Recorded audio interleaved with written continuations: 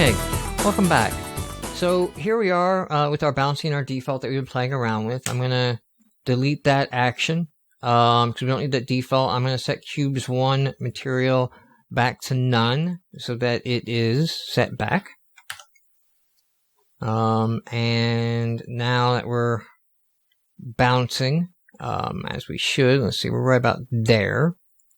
If I can get down there. And we still have the effect going on. I was talking about the end of last video. It's building up a little bit each time. Also, we don't want this slowing down gravity effect at all, really, in our game. That's not something that Breakout does. So, plus, we need to set the angle. Like, it needs to bounce around the room a little bit, right? So what we're going to do here is we are going to go to our ball and we're going to turn off using gravity. No more using gravity. Okay? We're going to set this angle and everything manually ourselves. So in here, I'm going to create a C# script.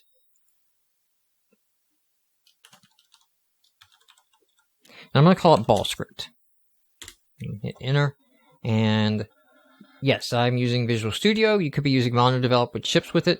I have found MonoDevelop to be a lot more frustrating with its IntelliSense and be a lot more hostile to people who are new to code, who may not realize some of the ins and outs of the importance of case. And I've watched it autocorrect things to the wrong many a time and many a lesson.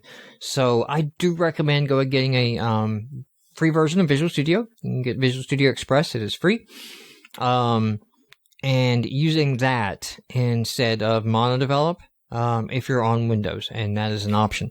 I don't know what options may exist on the Mac, but here is a default script that we've created up, and I've launched it in Visual Studio, which really is just doing the code editing, okay? That's why you can use something else. So let's go back into the game real quick. And a couple different ways. We need to put this script on the ball. I could drag ball script there, it would show up. I could drag ball script into here, it would show up. I can also hit add component and go to scripts, and there it is there as well. Okay? So, let's go and begin some basic scripting. I'm not going to get into this stuff just yet. What I'm going to do is come up here and type public float, okay? So, public means that this is going to be accessible outside of the script. Other things can change this value. Float is the type of value, which is a floating point number. It's a decimal number, okay? And we're just going to call it speed. Now, because I made it public, named it speed, and it's a float, if I go back into Unity, as soon as Unity updates and recompiles the script, you'll notice I get a speed down here, okay? So this speed is coming from, hey, don't do that. This speed is coming from my script. This is one of the coolest things I like about Unity, is really easily I can make values in my scripts modifiable by people who know nothing about coding and my scripts. So I could give my scripts to another developer to use, and they can just change the values over here. Okay? So, let's set the speed to 5. Right? So the speed is set to something. Now, the rigid body is what we're going to manipulate. Okay? It's a component on the ball, right? So it's a component on the ball. So how do we do this? All right. You actually have, for those familiar with coding, there's a this parameter that you can use in C#. And yes, I'm using C#. You can also do JavaScript. I'm going to be doing my demos in C#. Anything you can do in one and you can do in the other. It's not going to, there's no It's just what language you like to use. Don't worry about any performance issues one to the other. By the time it goes through Unity's magic compiled down to running on all the various platforms, it's not going to matter. I could use this component and get to the rigid body this way. Okay? You see this word deprecated? Right? That word right there means don't use this. This is bad, okay? And why this is bad is in the way that this does this, okay? And it does this magic lookup for you, and does some of the plumbing that we're going to do ourselves. It's not performance efficient because it does that lookup and that plumbing code for you every time you access it, which if you're accessing it every frame, adds to your overhead quite quickly. It's one of the first gotchas of Unity scripting that can get you into trouble. So what we're going to do now, in C#, you can explicitly type the word private. We want a rigid body. Notice this is a capital R, rigid body. Notice that the color is lighter, okay? In color, that means it's a type, like float. Float is in dark blue because it's a language keyword, but I could also, I think, no, can't do a single. Forget I ever typed that. It is a type here, and I'd just like to do this. Okay? So, you can be explicit. We can be really explicit here. That's what's going to happen. Null is the nothing keyword. That means this variable is set to nothing. Now, I named it with an underscore.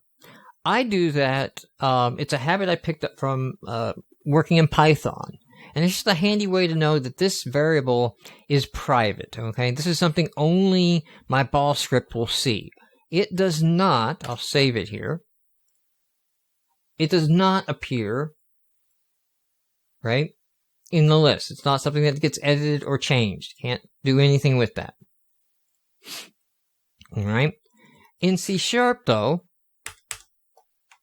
I can take that out, and it's private by default. So if you don't specify public or private, it is private by default. See? It is not over here in an accessible form. Also, if I do this, it's set to null by default. Okay? I can get into a whole bunch of type explanation and way things work, but just know that this will be null by default because it's a rigid body. That's not true for everything. What I want you to know is speed is going to be 0 by default. Okay? So, you may want to go ahead and just start off and explicitly typing in these nulls. Alright? I will actually do this in my real code. Okay? I will actually not do private, but I will do equals null to be explicit. Right? And if I had a private float, let's say, delay,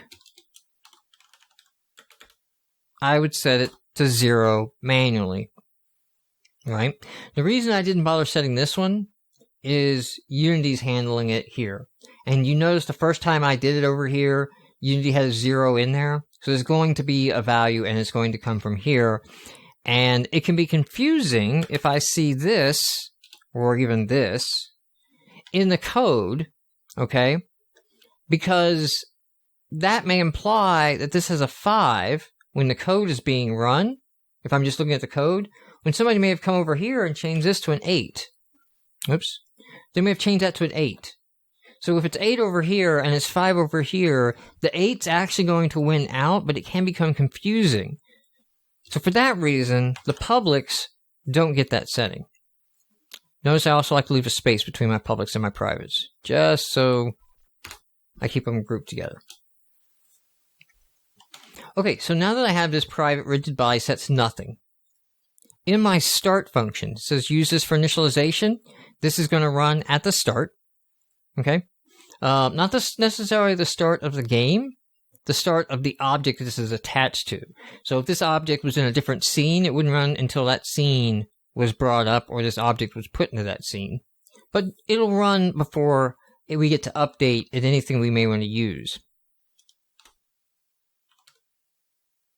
Okay, so here I'm going to say this underscore RB equals get component, and this is why I like C#, these little helper methods, right? Little angle brackets with the T in the middle version you see. This here, it's some template code. Don't obsess too much right now if you're new to all of this, generic methods and everything. Don't worry about that. All you need to know is, what do you want to get? I want to get a rigid body. And it goes right there. And now this returns a rigid body. And the long version of this looks like this.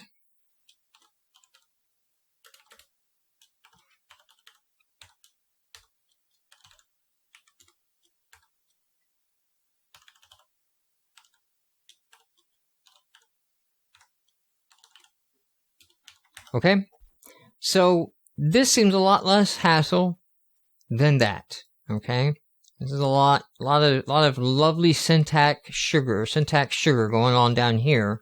Very sweet syntax, but it will fatten your code. So we're getting rid of that, and we're going to go with the diet version here, using these template functions. So now I have a handle, I have a reference, right, to the rigid body component. This get component goes and looks for this type of component on the object. You can do this with every component.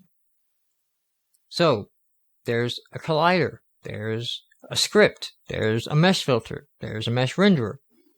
Transform, you don't have to do this, because everything gets a transform. In fact, it's the one that you shouldn't do that with. It's the one that you should access this way. Okay? Because everything has a transform. It's guaranteed to be there, and there's no performance worries accessing it this way. So, for example, if I wanted to get the position on the X of an object, that's how I can do it right there. Alright. The last thing we're going to do in the start, we've gotten this component, and, nothing is happening. We haven't assigned that speed to anything. It's just sitting there, right, when we run it. The last thing we want to do here is give it some motion. So, the rigid body component contains a velocity, right? And that is the velocity that things are moving in and can change. This velocity value can change based on what direction things are bouncing. Back here in our documentation, all right? So when you're looking at this and it's describing all the objects and colliders and hints and what the dialogues do, if you want to know how to do this through scripting, at the very top of every one of these, right? And again, I'll just close this down and show you how we get there, okay? Just a reminder. You just come over rigid body and you click the book, okay? So, with the rigid body here, we can just hit switch to scripting. And now we can set our language to JavaScript or C#. And it goes through, and everything that is on that object, basically everything that I hit with a dot, is listed here. Okay? Like velocity. The velocity vector of the rigid body. Now, okay, velocity is a vector, right? So let's look at that real quick before I dive in here. Okay. Let's do it over here.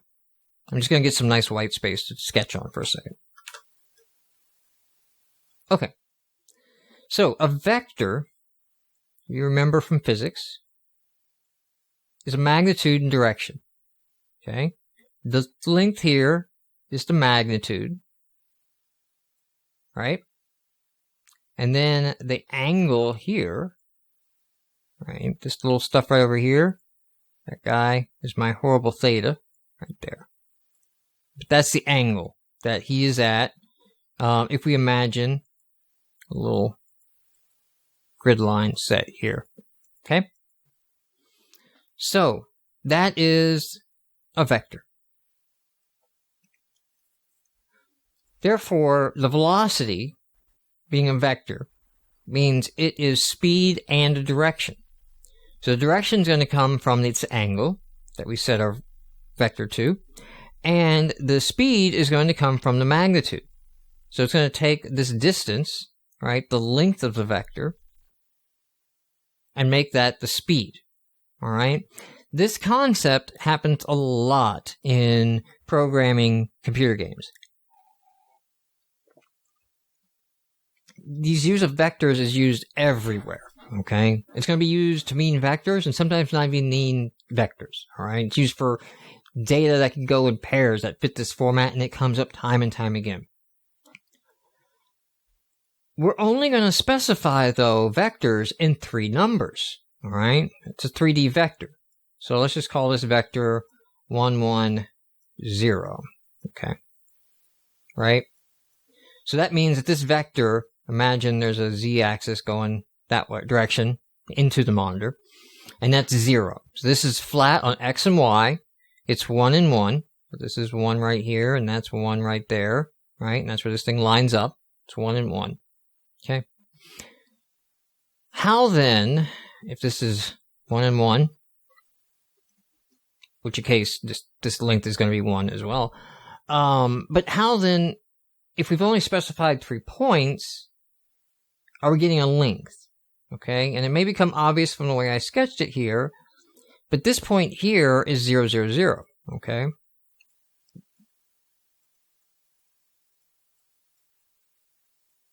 So that point right there is 0, 0, 0. And in cases where we need to calculate something for magnitude, we're going to assume 0, 0, 0 is the origin point. Because a vector actually needs 2 points to be defined if you're going to define it by points, all right? You could define it by magnitude and angle, but you can also define it by 2 points, arbitrary in space. So that is the conceit that the graphics programs are going to make, and your game's going to make, is that all vectors start at 0, 0, 0, because the vectors only store these 3 points. So when we specify a vector, we'll specify an x, y, and z, and then the magnitude is going to be calculated between these two. All right? Okay, so with that knowledge, we're going to set our velocity equal to a new vector 3, right? And I'm going to set it to a 45-degree angle going down. So the first parameter, I'm going to expand these down. So we have a float x, y, and z, okay? So the x is our left and right. We're going to go to the right. I'll put in 1, okay? The y, I'm going to put in -1. That's down. So I have right and down. If you imagine those together, then we're -1 on the y, -1 on the y, 1 on the x over here, and our vector's going this direction. Okay? I guess I could draw that, but spend enough time drawing. And then the z is 0. We don't actually want this vector going in any interesting, crazy, weird directions, right? So that actually is going to create motion now.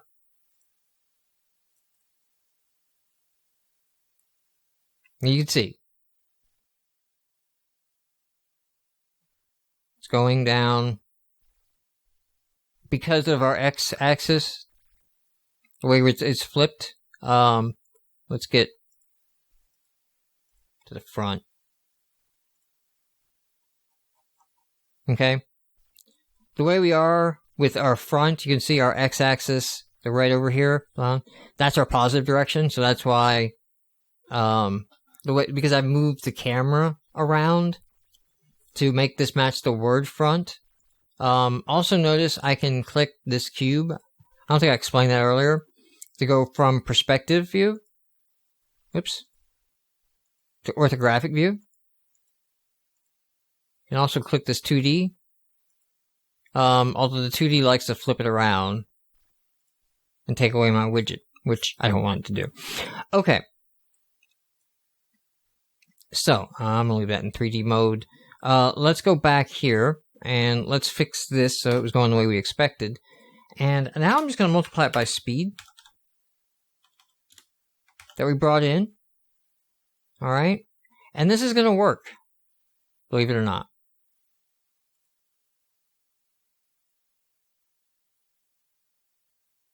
Okay. Just bouncing around there. So it's got a little, I'm seeing a little frame laggy. I don't know if I turn on interpolate, if that's going to help it, or if that's just an artifact of running it in my window. Nope, that seemed to help it a bit. Let me try extrapolate. Just to smooth it out a bit. I'll leave that on. Notice that I changed those values while it was running. When I stopped, they reset. So if you want to save values, okay, you need to reset them here, or while it's running, use this wheel over here and do a copy component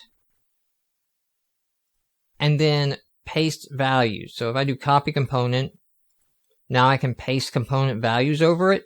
So what you would do is copy the component while it was running with the settings you liked, and then paste that once you're done.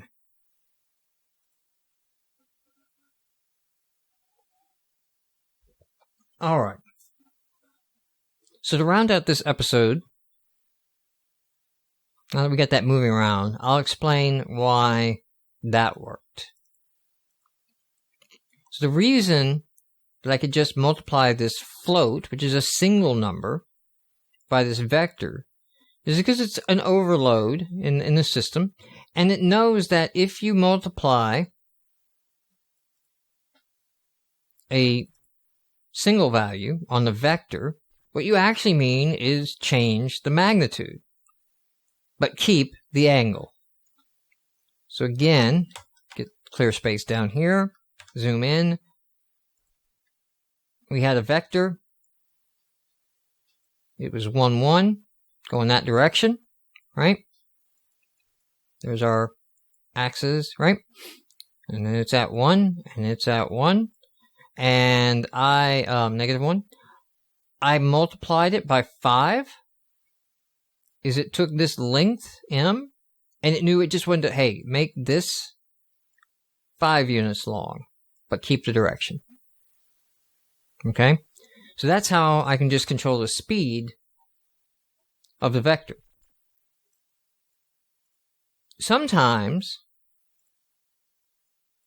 I say I didn't want a 45 degree, okay? Say I want to make this 0.5, and the little f means float, okay? It's just being explicit there. This is a 0.5 f, okay? It's actually going to affect things, okay? Because if I come back down here, and I have this vector, well, let's do it at an angle.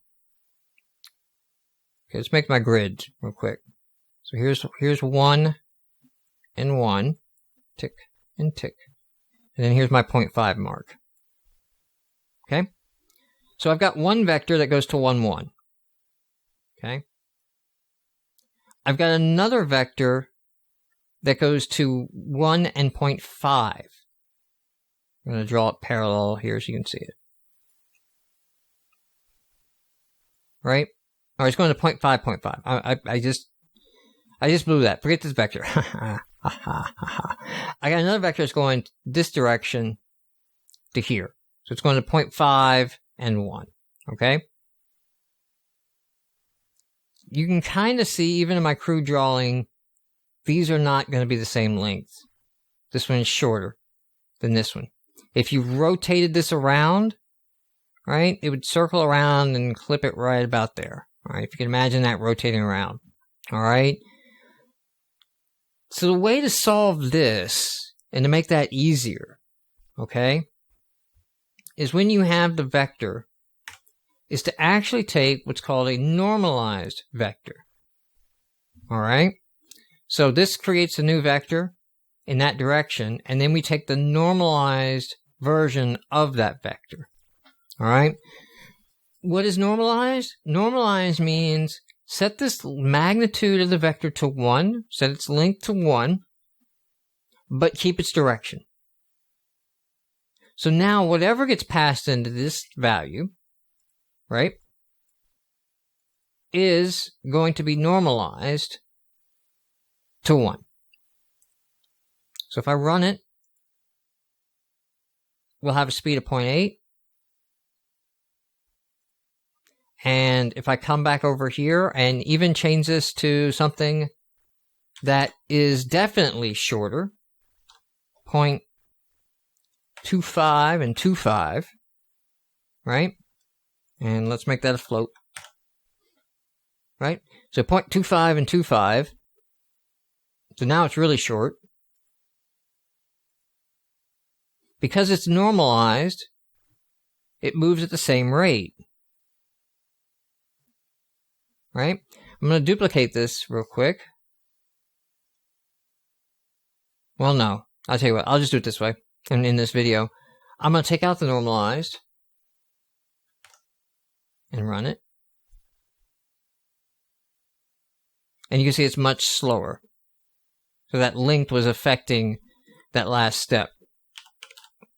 So that's some fundamentals in the scripting and getting used to the scripting language. We're gonna pick up from here and get a paddle on screen and some other action going in the next video.